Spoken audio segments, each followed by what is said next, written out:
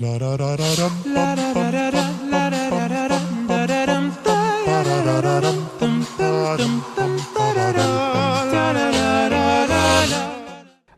alaikum wa rahmatullah ta'ala wa barakatuhu. You're watching Safir TV on Sky 847.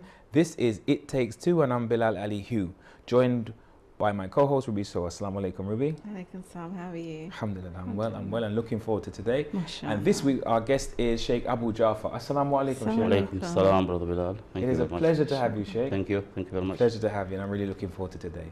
So let's jump into our first scenario and review what the question has to say. It reads, Dear It Takes Two, I'm finding it hard to get over a sister I was hoping to marry. We were communicating for a year and had become close when we decided to take a break. We both had so many things going on in our lives, which were distractions. This is something we both agreed on. 3 months later, to my shock, I heard she got married and even saw her in the masjid with her husband. It sounds ridiculous, but it has upset me and I can't seem to shake off that feeling. I would have appreciated it if she had at least told my parents and I, as I had invested so much in the relationship.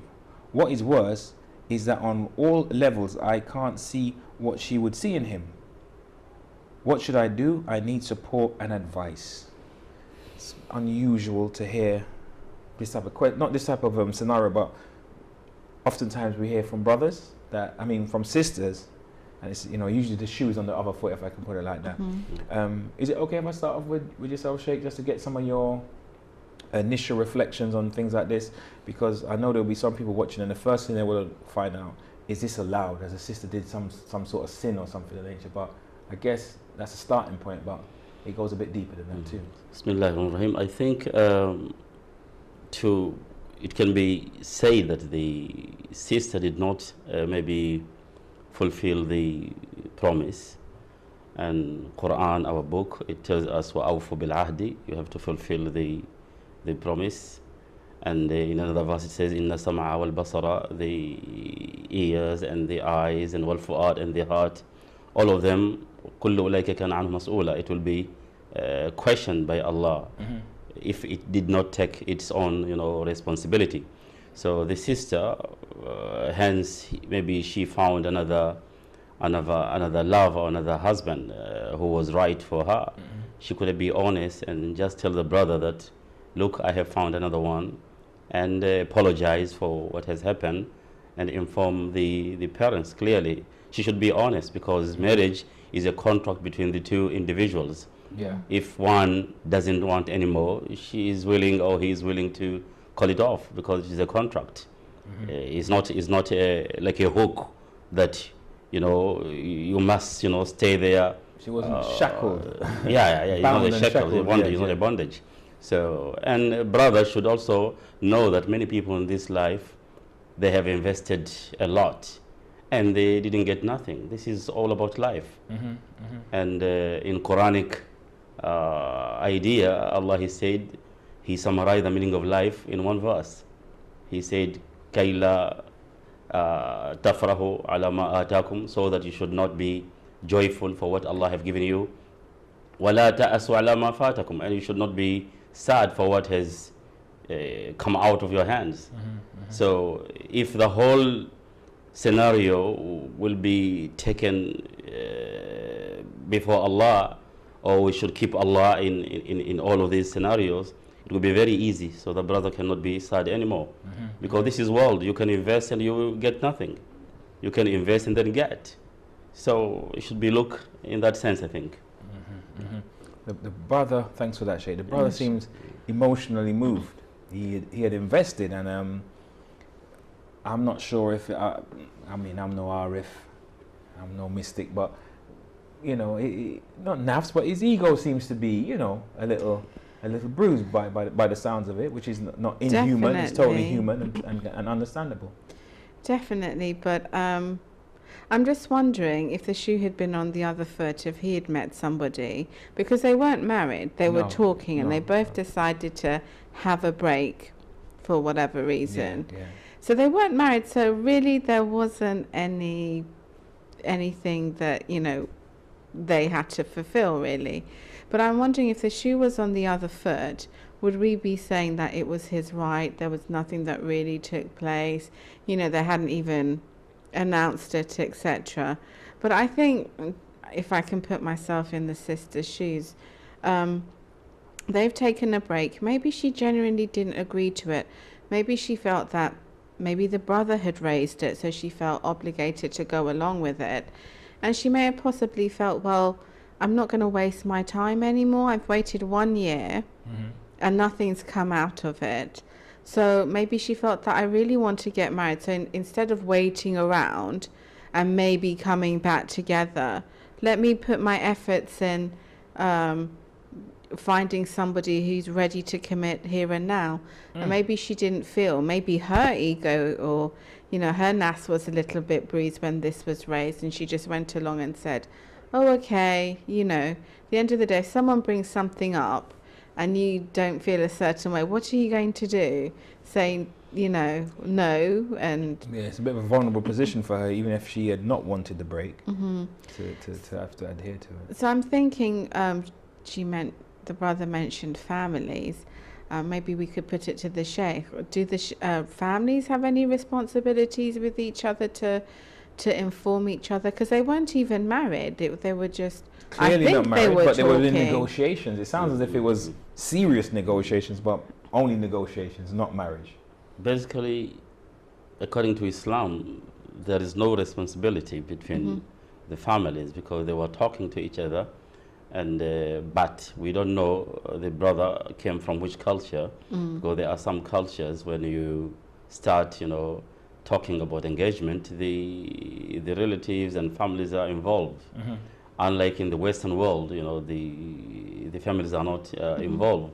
So we have to see culturally where they came from. And like in my culture, there is no such kind of talking to a girl as such. When you see a girl that you want to marry, you just tell your parents, and the parents will talk on behalf of you. So you have nothing to do after that, rather than saying salam to each other, or maybe talking normal, you know, or kind of thing. So depends upon which culture they came from.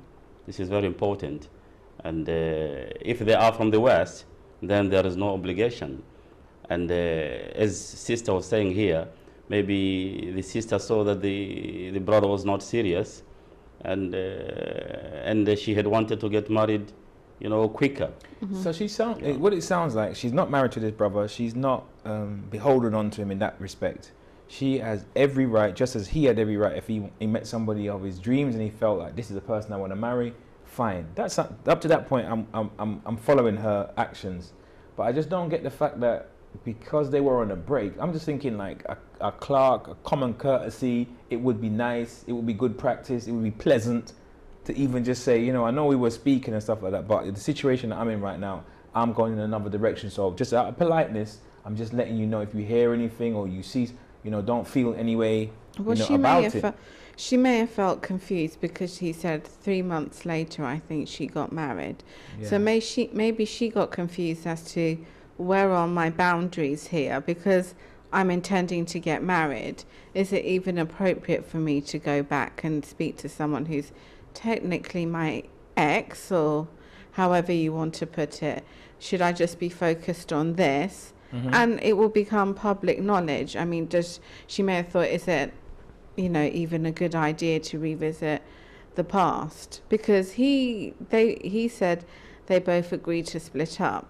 So no, maybe she's thinking, they said we're on a break. Well, what are they doing at the break? Playing crossword puzzles? I mean, no tiddlywinks, but I'm just saying. I thought, I mean, a break. They do sound like they're from the West, shape, because that is a very kind of Western. You know, people are on a break. People have boyfriends and girlfriends, and they're in a relationship, and they go on a break. So, but what is? I mean, I'm not saying they were boyfriend and girlfriend, just to not try to, you know, infer anything negative. They were doing everything in an honorable way, but in their communications, we're going to have a break. It didn't sound like we are broken, but I hope things work out for you, bye-bye. It's sort of like, we'll take a few months out, it's intense, and we're going to, you know, figure out our next move, so we'll reconvene in a period of time and, you know, come back to the table. At the end of the day, we don't know what's happened. It could be the family found somebody for her. There were some outside influences. And she thought, you know, at the end of the day, maybe I can't see him stepping up, or I can't see him putting himself in a position that would make him hurry up, for example. Yeah. So let me just take the opportunity that is in front of me. And let's not forget, for a lot of sisters, you know, the chance to get married, as we know, we've discussed, there's not a lot of opportunities. So when you have a good opportunity, a lot of sisters aren't waiting around, because you've got to think about their biological clock. You've got to think about other things as well. So people are kind of, you know, jumping in. It wasn't her making a move that was such a thing. It was more the fact that because they had seemed to be on the same page. Seemed to be on the same page. That's it, seemed to be on the same page. He may have thought, yes, this is what we both want, because we both sat there and said, okay. All right, let's say they didn't want that. Say they didn't want that. That she was head over heels and she felt pushed away. I'm just, you know, you meet somebody else and then they say, oh, so you're not married? No. And that's it. You wouldn't say, oh, well, to be honest with you, brother, I was speaking to this brother, but we've... But why would she even bring up the other brother? They're on a break. If somebody's approached her for marriage... She's not going to, you don't have to come and say, excuse me, I was talking to someone to, what? No. I didn't know that's how it goes down. I thought people were kind of open and transparent. No, I don't think, if somebody's come to you to ask you for marriage, I don't think you're going to happily, you know, bring up, well, 2 weeks ago, this brother wanted to speak to me or whatever. Maybe she's got to know him and she thought, why wait? Cool. What am I waiting for? Right. Or the family. All right. What's your thoughts, Sheikh, from a point, as again, not from the Sharia point of view, Islamic obligation, but don't we have good courtesy, good practice in Islam as Muslims? You know, just be polite to your Muslim brother. I know if I've told this sister, I'm a man, and this sister thinks, you know, we're on a break, and I'm probably going to come back at some point to continue our negotiations and marriage. I just get married, khalas. She's nobody to me. Who is she? She might feel a bit bad. My Muslim sister, I still want good for her. That's right. I think there is no way that the sister or a woman will tell a man that I used to talk to someone.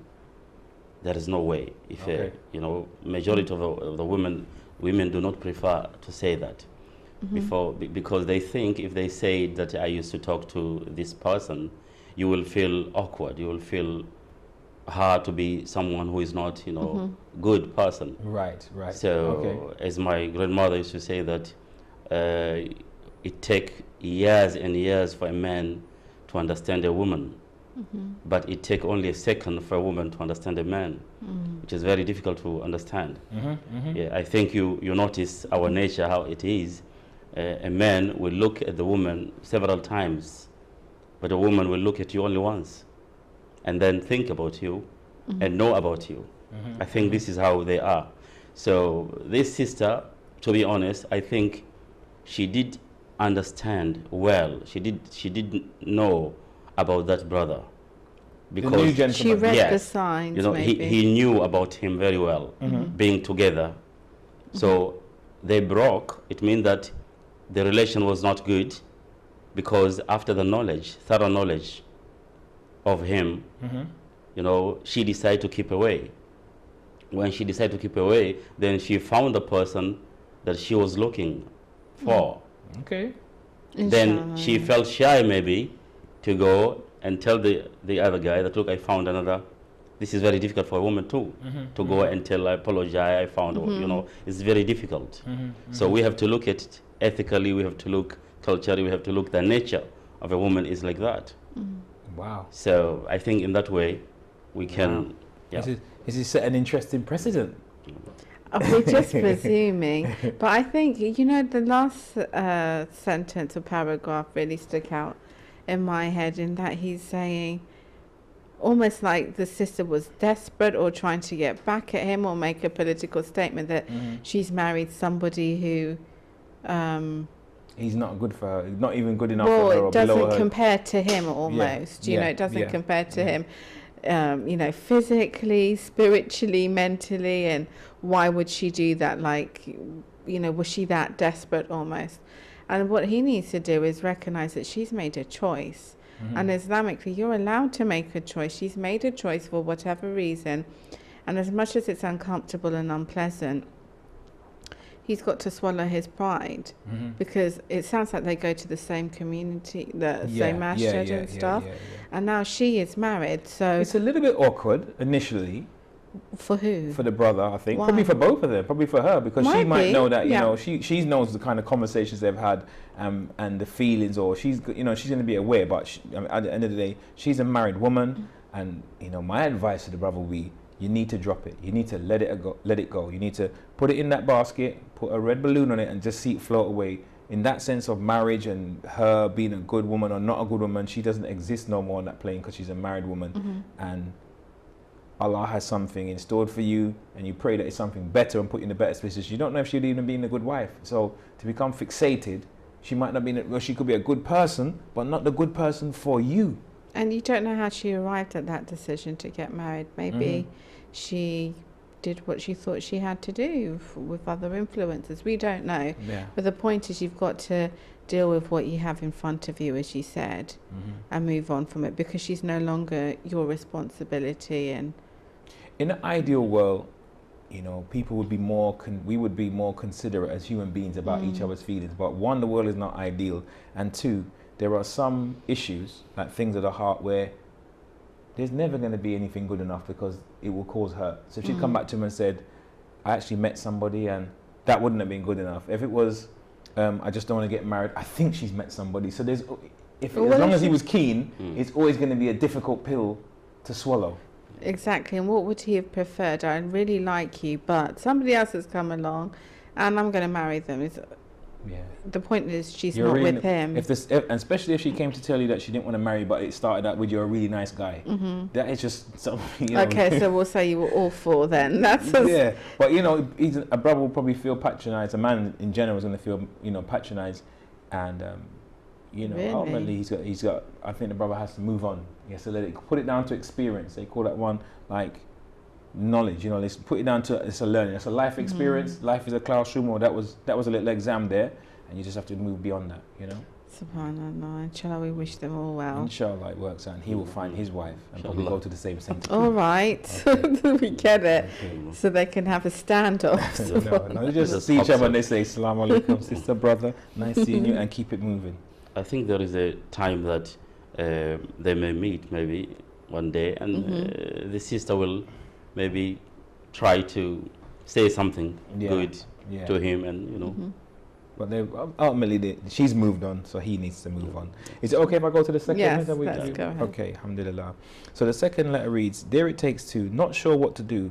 I work within the medical profession, and although I know professionally speaking, I should not share details. In this case, it has become necessary.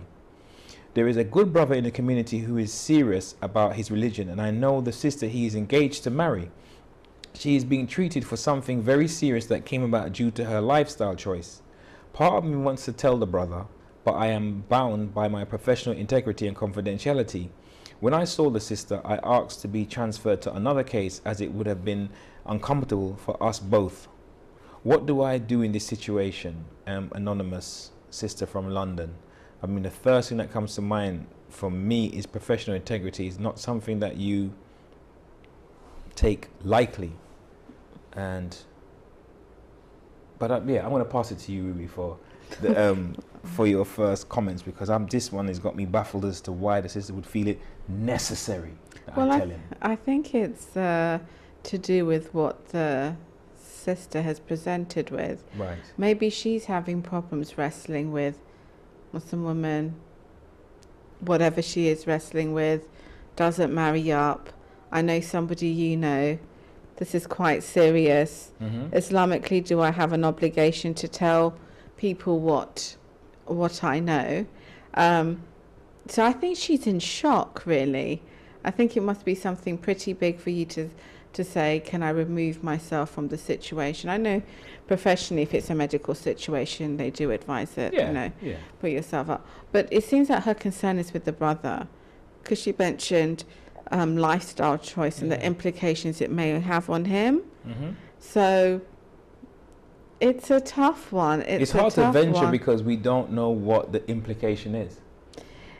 Well, you can only infer. There's certain scenarios. Say, for example, the sister was because we don't know, but we're going to use a few examples. Say, for example, the sister was being treated for a mental illness.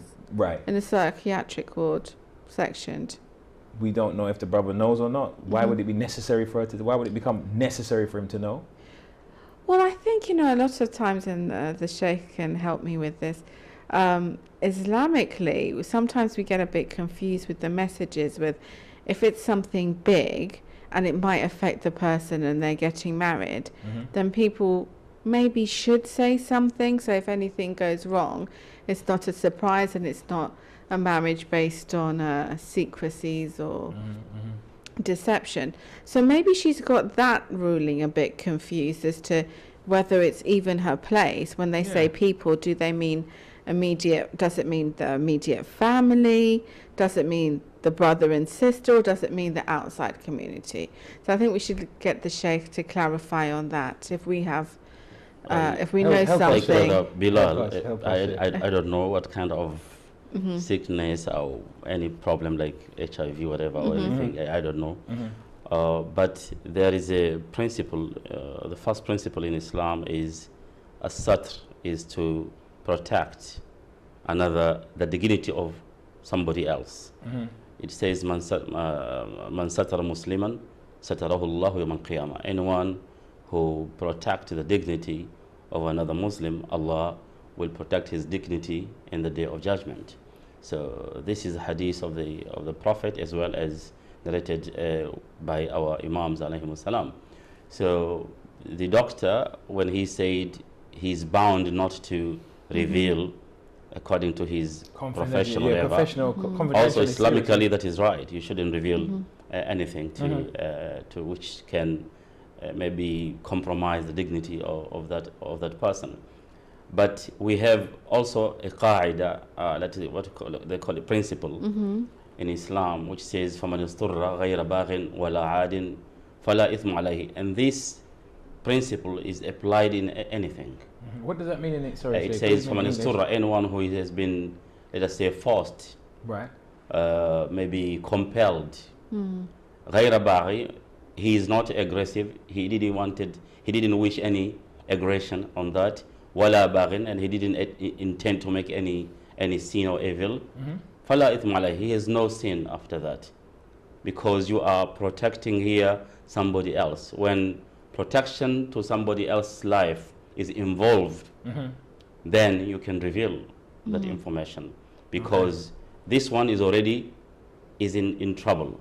So you cannot keep quiet to allow another person to be in trouble. So there will be two now who are in trouble if you didn't. So let me see if I understand you right, Sheikh. If, for example, the sister is intending to get married to his brother, and the medical sister knows that she has an illness that could be transferred to the brother, and it may cause both of them to lose their life at some point, then it would be correct for her to pass that information on, right? However, what about if it's something like she's being treated medically because it's related to, for example, a drug problem, that she was using heroin or some sort of serious drug problem. So because he's serious about his religion, I feel obligated to tell the brother. It's not life-threatening. It's not life-threatening to the brother, but yes, it's very serious if she's taking crack cocaine or heroin or a combination of both of the above. But would it be necessary for her to have to tell the brother? I think there is also another principle, which we call it principle of justice. For example, if I know that in marriage there is something called kuf, a sister should be a kuf of a brother in order to get married. Kuf, I don't know what we call it in English, but is equal social standing? Yes.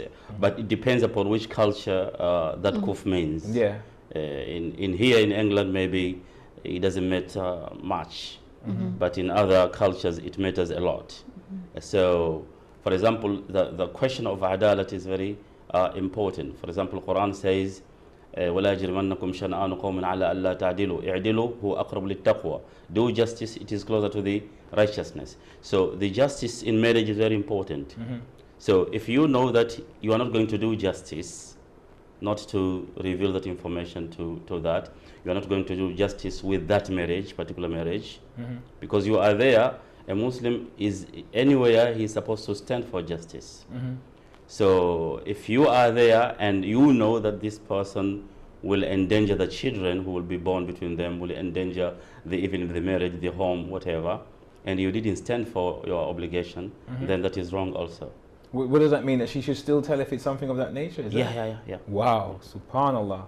Because I was thinking that maybe that she is trying to get herself right. If say it was a drug problem, she's a Muslim, she has an honor, she made some errors and she says, Tawbah, Allah, I'm going to the clinic to get help. Pray that this treatment works out. And I'm going to give it my all to stay clean. I've met a good brother, you blessed me with somebody I can marry, so I'm going to stay clean.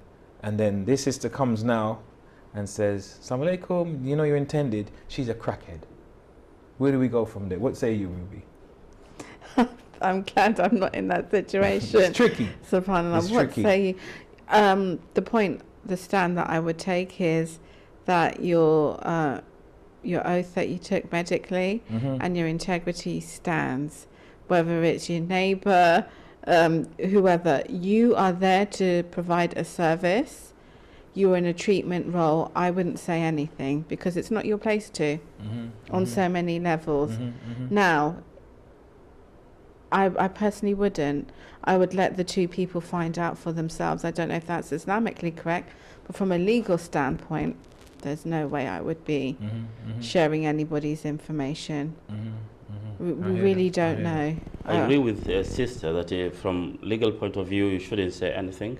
From a professional level, you shouldn't say anything. But from humanity level, that is another thing. That if you will have your own way of doing counseling or consulting the patient and tell him that you want to marry somebody, why don't you tell that him? Would be a good option. Tell him yourself, good, yeah. In that way, you tell him yourself about this. Could be better rather than be found after that. After you get married, if it could be discovered, then it's going to be like a betrayal of trust. You try to tell. Maybe a happy But compromise. who would know?